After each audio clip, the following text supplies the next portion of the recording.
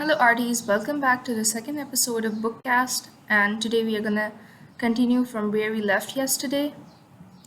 The music from the annex behind the huge bungalow could be heard on the lawn in front of the house. Anyone would have been amazed at the level of endurance of those inside, but one look inside and one would know the reason behind this level of endurance. The room was full of spiraling smoke and a strange smell. Empty cartons of food from a popular restaurant, disposable plates and spoons, bottle of soft drinks, and scraps of leftover were strewn all over the carpet, which was stained by ketchup. The seven boys in the room were sprawled on the carpet. Empty beer cans were scattered around. This was not all. They had been entertaining themselves with drugs too. This was the third time in the last 2 months that the boys had gathered here for an adventure of this kind. So far, they had experimented with four different drugs. The first time, it was a drug that one of them had found in their father's closet. The next time, it was a drug which a schoolmate had bought from a club in Islamabad. Then it was something acquired from an Afghan in a Rawalpindi market. Every time they had combined drugs with alcohol, which was no problem. Each time this happened, six of the seven boys ended up completely stoned. Even now, it was only the seventh boy who was in his senses. His face was covered with acne, and he was dressed in a dark blue shirt with his collar turned up in Elvis Presley style, and hideous grey jeans which had Madonna's face adorning each knee. He opened his eyes to glance at the others around him. His eyes were red, but not because he was in a stupor like them.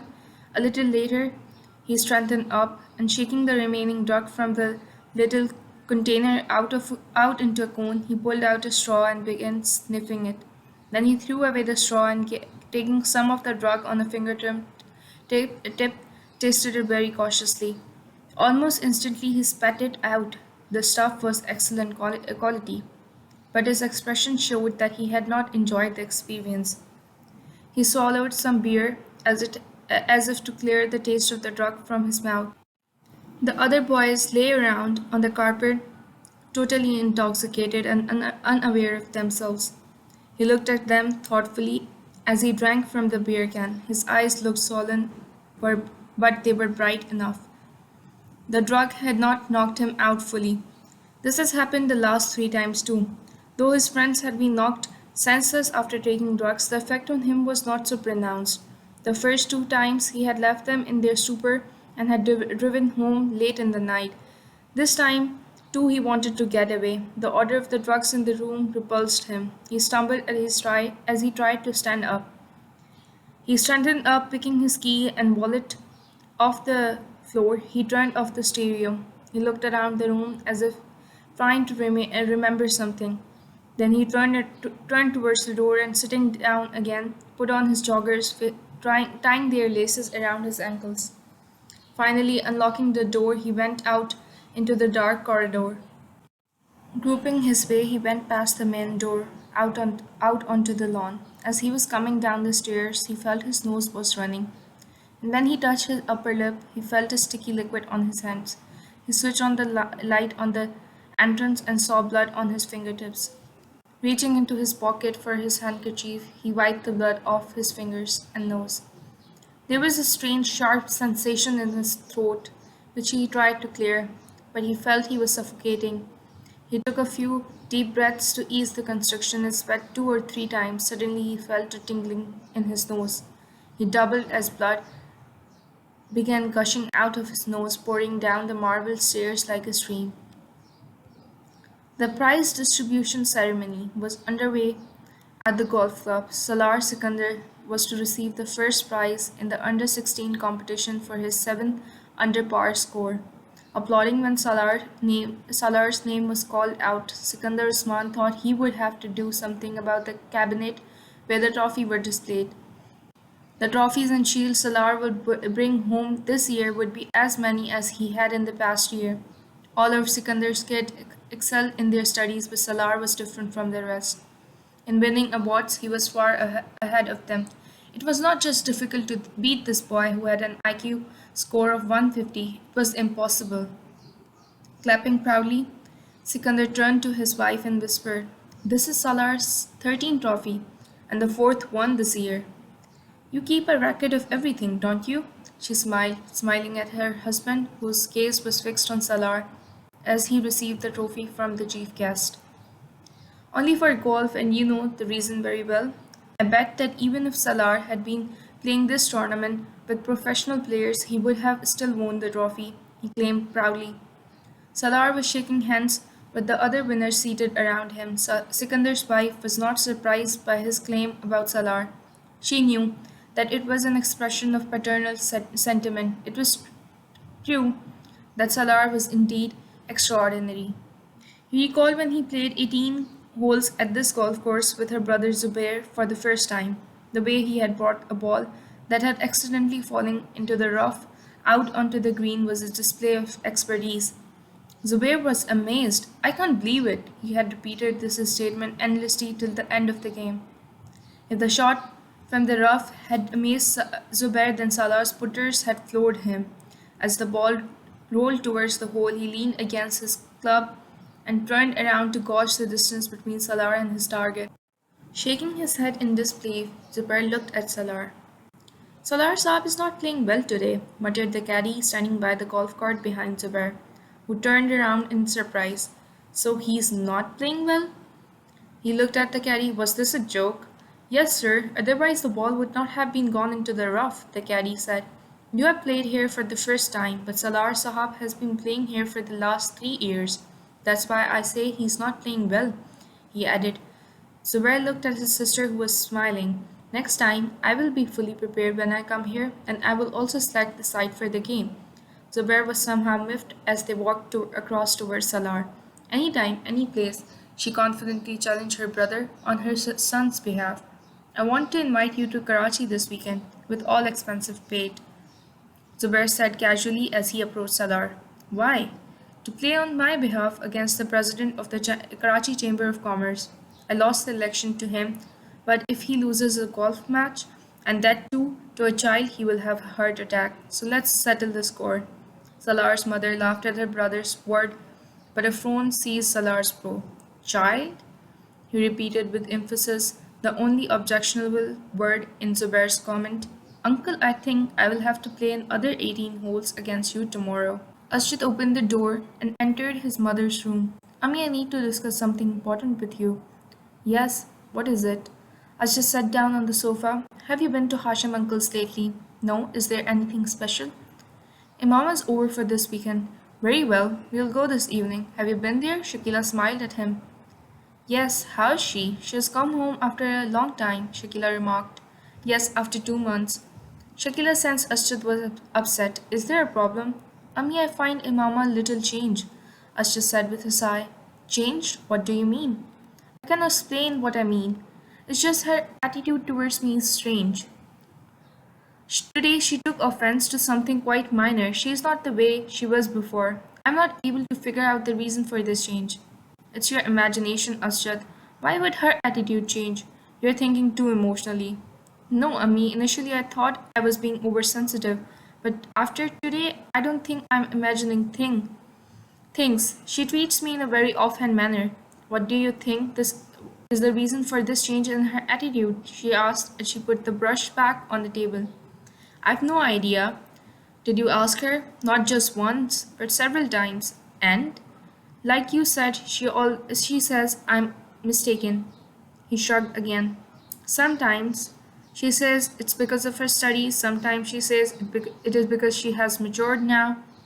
"It is not so far-fetched, perhaps that is the reason," Shakila replied pensively.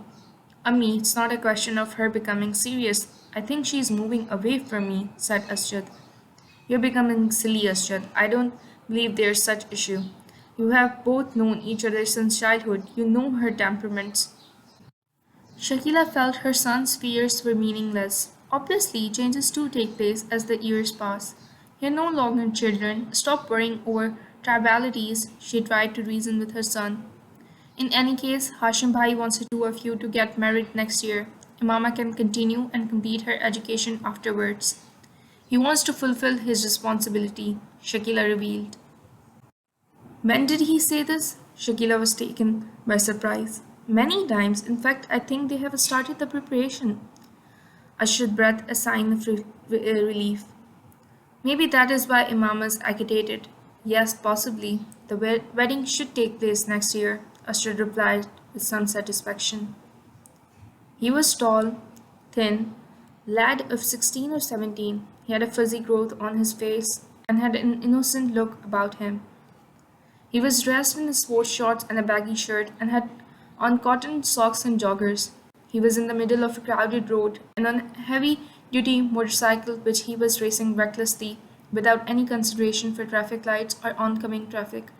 Zigzagging his bike through the traffic, he periodically lifted both his feet off the pedals, performing wheelies. Then, without breaking the speed, he turned and changed lanes going the wrong way through the oncoming traffic. Suddenly, he braked with a sharp screech. He raised his hands from the handlebars, and the motorcycle slammed full speed into an approaching car. He was flung into the air and thrown down. He had no idea of what had happened. His mind plunged into a dark abyss. The boys stood behind the rostrums on the stage, facing each other. They were both canvassing for the post of a head boy, and this was part of the election program. One rostrum had a poster saying, "Vote for Salar" posted on it, while the other had a poster of the other contender, Fazan. At this point, Fazan was telling his audience what he would do for them if elected. Salar was watching him intently. Fazan was the best orator in the school and was impressing the boys with his performance in a clipped British accent which was so popular. The excellent sound system carried his voice very clearly, and there was pin drop silence in the hall, which was broken by thunderous applause of his supporters. When Fazan finished half an hour later, the clapping and whistling carried on for several minutes. Salar Sikandar also joined the applause. Fazan looked around triumphantly, and seeing Salar clapping, he nodded in appreciation. As Fazan knew, Salar was not an easy opponent. The compere called Salar to begin his speech. To a roar of applause, Salar began. "Good morning, friends." He paused, and then continued. "Fazan Akbar is certainly an asset to our school, as an orator. Neither I nor anyone can compete with him." He stopped again and looked at Fazan, who looked around with a proud smile. But the rest of Salar's sentence whipped the smile off his face. If it were only a matter of spinning yarns. Sounds of giggling filled the hall. Salar maintained a serious attitude. But there is a difference between an orator and a head boy. An orator has to speak while a head boy has to work. The hall echoed with the applause of Salar's supporters. "I do not have the eloquence of Fazan Akbar," he continued. "I have my name and my record to speak for me. I do not need a stream of words where just a few would do." He stopped again. "Trust me and vote for me." He thanked the audience and switched off the mic. Thunderous applause filled the air. Salar had spoken for 1 minute and 40 seconds in his typical measured style and calculated words, and in that brief time he had overturned Fazan's ambitions. After this, there was a question and answer session. Salar responded in his customary brief manner. His longest response was not more than 4 sentences. On the other hand, Fazan's shorter response was less than 4 sentences. Fazan's eloquence and the way with words, which were his strength, now appeared bombastic compared to Salar's short and sharp responses on the stage. And Fazan was all too aware of this. If Salar gave a one-line reply to a question, Fazan, out of sheer habit, went on with the monologue. Whatever Salar had said about Fazan seemed to be proving to the audience that an orator could only speak, not act. "Why would Salar Sikandar be the head boy?" came a question. "Because you would elect the best person for the job," he replied. "Wouldn't you call this arrogance?" came the objection. "No, this is confidence and awareness." The objection was refuted. "What is the difference between arrogance and confidence?" Another pointed query arose. "The same as difference between Fazan Akbar and Salar Sikandar," he replied in a serious tone. "What difference will it make if you are not appointed head boy?" "It will make a difference to you, not to me." "How?" "If the best person is not appointed as the leader, it affects the community, not the best person." "Again, you're referring yourself as the best person." Once again, there was an objection. Is there anyone in this hall who would equate himself with someone bad? Perhaps there is. Then I'd like to meet him.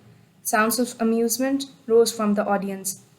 Tell us about the changes Salar Sikandar will bring about as head boy.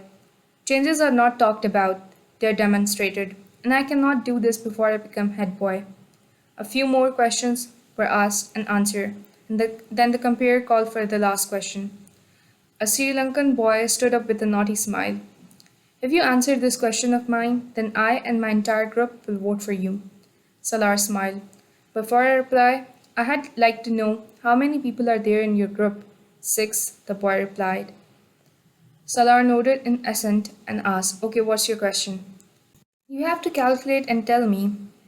If 9,52,852 is added to 2,67,895 and then 3,99,999 is subtracted from the total and 9,29,292 is added to the sum, he read slowly from a paper. Then the figure is multiplied by 6 and divided by 2 and 4,92,359 is added to the final figure, what would be one-fourth of it? The boy could barely complete his words when Salar's response to this silly question came with lightning speed. 20,35,618.2. The boy glanced at the paper in his hand and shaking his head in disbelief began clapping. Fazan Akbar at that point felt that he was merely an actor. The hall filled with applause. Fazan saw this entire program as nothing more than a joke. An hour later, coming down from the stage ahead of Salar, Fazan knew that he had lost the competition to him even before it had begun. He had never felt as envious of this 150 IQ scorer as he did now. Imama Appa, when are you going to Lahore? She looked up from her notes with a start. Saad was slowly cycling around her. Tomorrow? Why do you ask? She shut her file. When you go away, I miss you a lot, he said. Why? She asked with a smile.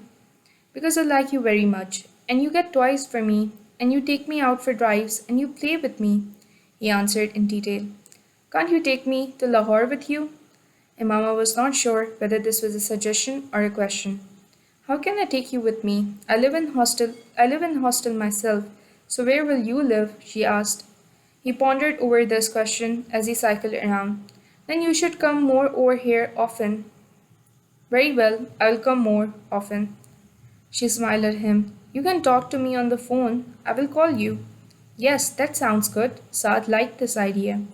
He began to race his bicycle around the lawn. Imama looked at him absent-mindedly. Saad was not her brother. He had come to their house 5 years ago. She did not know where he had come from and was not concerned, but she knew why he had been brought in. He was 10 years old now and had settled in with the family. He was closest to Imama. She often felt sorry for him, not because he was an orphan, but it was his future that she felt sad about. Her paternal uncles had also adopted orphans, and their future was also cause of concern for Imama. Book in hand, she continued to look at Saad cycling the garden. Watching him, she was often troubled by such thoughts, but she had no answers. There was nothing that she could do for him. All 4 of them were in Hiramandi, the red light district of Lahore. They were between 18 and 19 years of age, and their appearance gave away their upper class background. But out here, neither age nor social background meant anything, because young boys often frequented the area, and the elite were among the most regular customers. The boy made their way through the narrow lanes of the bazaar. 3 of them were lost in conversation, but the fourth looked around with interest and a sense of mystery. It seemed that it was his first venture into this domain, and a letter exchanged with his friends confirmed this. On both sides of the lane, in open doorways, stood women of every age, shape, size, and complexion, fair and dark, beautiful and plain, all heavily made up and dressed in a revealing way. And men of all ages also passed through the lane. The boy observed everything very carefully. How often have you been here? He addressed the boy to his right, who laughed and repeated the words. How often? I don't remember now. I haven't kept count. I come here quite often, he said proudly. I don't find these women very attractive, nothing special about them. The boy shrugged his shoulders. If one has to spend a night somewhere, at least the environment should be pleasant. This is such a filthy place. He looked very around very distastefully at the potholes and the piles of garbage in the lane. Besides, what's the point of coming here when you have girlfriends? This place has its own charm, and there's no comparison between these women and our girlfriends. Girlfriends don't dance like the woman here, the other boy said with a laugh. And today, one of Pakistan's top actresses is coming to perform. Just wait till you see her. But you had taken me to see her dance, the first boy interrupted.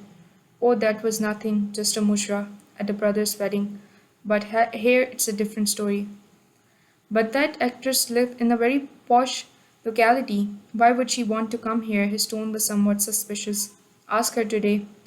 If you want. I don't ask such questions. The other boy laughed at this remark, but the first one looked at him. They finally reached their destination at the end of the lane. From a shop near the entrance, they bought garlands of motia, which they wound around their wrist and also on the wrist of the boy who has been objecting to being there. Then they brought pan laced with tobacco and also offered one to him. He had probably never had one pan before. They went upstairs. He looked around critically and a look of satisfaction crossed his face when he saw that the place was not only clean but well decorated too. The floor was covered with white sheets and there were bolsters to recline on. Curtains fluttered softly on the doors and windows. Some people had arrived recently, but the performance had not started yet. A woman with a lovely but fake smile swiftly made her way to them, as to speak to them. The first boy took her in her appearance. She was middle aged, plastered with makeup, and spotted masses of rose and motia garlands in her hair. She was dressed in a screaming red chiffon sari, and her blouse seemed to have been made not to cover but to reveal her body. She led the boys to a corner of the room and seated them. As soon as he sat down, the first boy immediately spat the pan out into a spittoon nearby. It was hard for him to talk with his mouth full of pan. Besides, he did not quite like its flavor or feel. The other three boys were speaking in low tones. He looked around at the other men in the room who reclined against the cushion with wads of notes and bottles of alcohol in front of them. Most of them were older men, dressed in white starched clothes. It was the first time he had seen so many people dressed in white other than Eid congregations. He himself was dressed casually in black jeans and a black t-shirt like his friends in the younger crowd. A little later, another woman in garish clothes entered the hall, and seating herself in the center began to sing a ghazal. Musicians accompanied her. After a few songs, she collected the money that had been showered on her and left. Then the famous actor for whom they had been all waiting entered the hall, and everyone's eyes were riveted on her. She twirled around and welcomed her admirers with a gracious nod. The musicians did not play this time, and loud recordings of raucous songs filled the room. The performer began to dance. The silence that had preceded her performance was broken by applause as the men noisily appreciated her dancing, and drinks went around. Some of the more intoxicated men got up and began to dance with her. The only one who sat while watching the performance was the first boy. His face was impassive, but if looked closely, it was obvious that he was enjoying himself. When the actress came to the end of her dance after 2 hours later, most of the men in the hall had passed out. Going home was not a problem for them, as they had not come with the intention of going back any time soon. They were there for the night. The four boys also spent the night there. The next day, on their way home, one of the boys turned to the first one, who was looking out of the car. So, how was the experience? All right, he replied casually. All right, that's all? Honestly? Annoyed, he broke off in mid sentence. It's a good place to visit occasionally. What more can I say? But it did not have something special touch about it. My girlfriend is better than the woman I spent last night with, he retorted. Hashim Mubin's entire family was present at the dining table. They were chatting as they ate. Imama was the subject of their conversation. Baba, have you noticed that Imama is becoming more serious with each passing day? Observed Wasim as he looked at her provokingly. Yes, I have noticed this over the past few months, Hashim Mubin replied, his eyes searching Imama's face. Imama stared at Wasim as she took a spoonful of rice. Imama, is there a problem? Baba, he talks nonsense, and you fall into his trap. I'm serious and busy because of my studies. After all, not everyone is as useless as Wasim, she said with some annoyance. He was sitting next to her, and she rapped his shoulder lightly. Baba, what will become of her when she qualifies as a doctor if this is what she is like in the early years of her studies? Joked Wasim. It will be years before Miss Imama Hashim smiles. Everyone smiled around the table. This type of sparring always went on between these two. It was seldom that Imama and Wasim did not argue with each other, but Wasim was also Imama's best friend. Probably their being the siblings closest in age lay at the heart of their friendship. And just imagine that, Imama. But she did not let him finish this time. She turned around and landed a fist on his shoulder with all her might. It made no difference to him. What else can we have at home but a doctor with a healing touch? You have just seen a demonstration and you can guess how doctors treat their patients these days. One of these reasons One of the reasons for the rising death rate in our country. Baba, please stop him, Imama conceded defeat as she implored Hashim Mubin. Wasim, he suppressed a smile as he turned to his son, who dutifully kept quiet. He emptied the entire contents of the paper bag into the grinder and turned it on. The cook entered just then. Chote Saab, let me help you, he offered, but was waved away. No, I can manage, but get me a glass of milk. He turned off the grinder. The cook got him the milk. To half a glass of milk, he added the contents of the grinder, stirred briskly, and gulped it down. What have you cooked today? He asked the cook, who started to tell him what he had cooked. A look of displeasure crossed his face. I won't have anything. I'm going up to sleep. Don't disturb me, he said harshly and left the kitchen. He looked uncapped with a stubble, and except for one or two buttons in place, his shirt front was open. Dragging his slippers onto the floor, went into his room, locked the door behind him.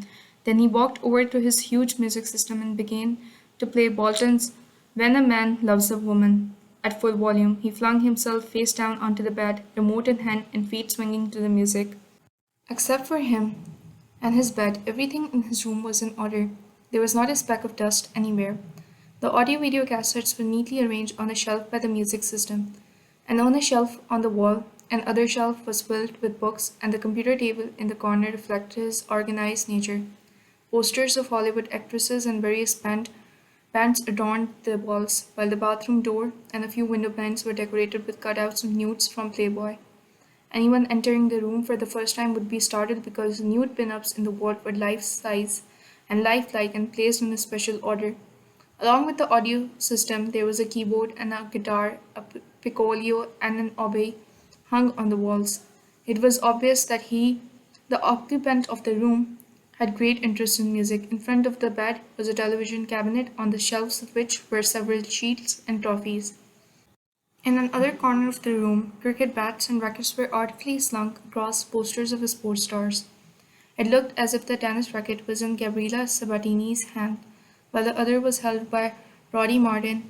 Rodney Martin, and the squash racket was in Jahangir Khan's hand. The double bed where he was laying on the crumpled silken sheets was a mess. A few pornographic magazines, mostly Playboy, lay scattered about with the paper cutter and snippets, evidence that he had been cutting out pictures, chewing gum wrappers, an empty coffee cup, a packet of Dunhills, and a lighter, an ashtray, and a scattered ash littered the white silk sheet that had burned holes through. Somewhere there was a wristwatch and a tie, and a cell phone by the pillow where the young man lay face downward, perhaps half asleep, as his hand mechanically but unsuccessfully searched the bed when the phone rang. The beeping went unheard, and the remote in his hand fell to the door as his grip relaxed. Michael Borden's voice continued to fill the room with the lyrics of When a Man Loves a Woman.